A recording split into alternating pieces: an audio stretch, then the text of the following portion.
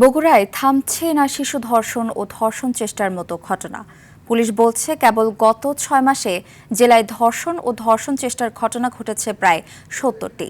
গেল বৃহস্পতিবারও শহরের নিশিন্দারায় 5 বছরের এক শিশুকে বাড়ির ছাদে ডেকে নিয়ে ধর্ষণ চেষ্টার অভিযোগ উঠেছে সিজু নামে এক ব্যক্তির বিরুদ্ধে।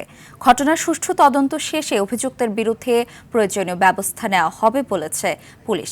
বগুড়া প্রতিনিধি ইমরান হোসেন লিখনের পাঠানো তথ্যচিত্রে বিস্তারিত জানাচ্ছেন সাকিব আল হাসান।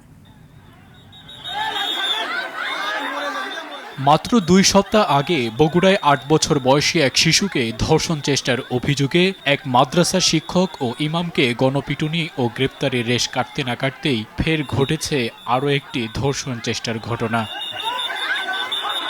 গত বৃহস্পতিবার বিকেলে নিশিন্দারা উত্তরপাড়ায় 5 বছরের এক শিশুকে বাড়ির ছাদে ডেকে নিয়ে ধর্ষণ চেষ্টা করে মোহাম্মদ সিজু নামে 32 বছর বয়সী এক ব্যক্তি। প্রতিবেশী শিশুর সাথে খেলা করার সময় কৌশলে ছাদে ডেকে নেয় অভিযুক্ত সিজু। এ সময় শিশুর চিৎকার শুনে প্রতিবেশীরা এসে শিশুটিকে উদ্ধার করে। এ ঘটনায় ওই দিনই আটক করা হয় অভিযুক্ত সিজুকে। ঘটনার সুষ্ঠু বিচারের দাবি শিশুর পিতার। আইনিভাবে এটার একটা সুরাহা সর্বোচ্চ শাস্তি চাচ্ছি। 5 বছরের বাচ্চাকে যদি মানুষ রেপ করতে চায় তাহলে বাচ্চারা বড় হবে কি করে? শিশুর নিরাপত্তা ও মানসিক সুরক্ষাকে সর্বোচ্চ গুরুত্ব দিয়ে ঘটনার সুষ্ঠু তদন্ত চলছে বলে জানিয়েছে পুলিশ। আমরা তার বিরুদ্ধে আইনগত ব্যবস্থা নিয়েছি এবং এর সাথে আরও কোনো কিছু জড়িত আছে কিনা বা আরও কোনো অপরাধ তার সাথে সংগঠিত করেছে কিনা সেই ব্যাপারটা তদন্তাধীন।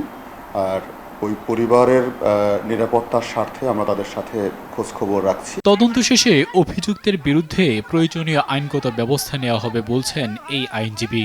যদি দৃষ্টান্তমূলক এই 19 দিনে বিচার করা, 10 দিনে বিচার করা, 5 দিনে বিচার, 4 কর্মদিবসে একটা বিচার হচ্ছে, এটা যদি এই বিচারগুলো হতো, এভাবে হতো, তাহলে কিন্তু এরকম অন্তত সমাজে একটা ইম্প্যাক্ট, একটা রেজাল্ট পড়তো। শিশুর নিরাপত্তা নিশ্চিত করতে পরিবার, সমাজ ও রাষ্ট্রের সম্মিলিত উদ্যোগের পাশাপাশি এমন অপরাধের দ্রুত বিচার নিশ্চিত করার দাবি জানিয়েছেন স্থানীয়রা। সাকিব আল হাসান, RTV।